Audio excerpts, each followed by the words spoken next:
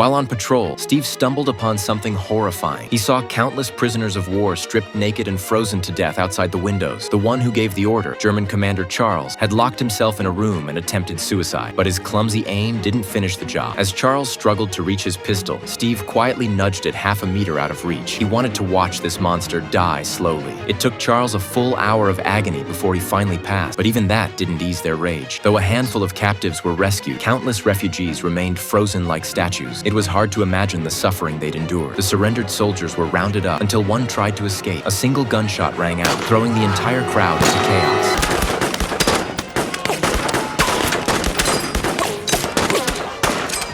Despite how despicable these men were, Steve was overcome with guilt. What had just happened wasn't war anymore. It was murder. After the war, Steve grew tired of killing and became a federal marshal. He was immediately handed a strange case, the mysterious disappearance of a patient from a psychiatric hospital. His superiors assigned him a partner, Danny, a man he barely knew. But that didn't stop them from diving into the investigation together. Danny explained that the island they were heading to housed the most dangerous psychiatric patients. Surrounded by ocean and sheer cliffs, the only way off was the dock where they'd arrived. Escaping this place was next to impossible. Clearly, the disappearance hid a much darker secret. As the two men stepped onto the island, the story began to escalate. They were greeted by the hospital's deputy director, but something felt off. The guards looked tense, heavily armed, as if under lockdown. Technically, everyone there worked for the government. So why the eerie atmosphere? After a long, tense walk, they finally reached the mysterious psychiatric facility.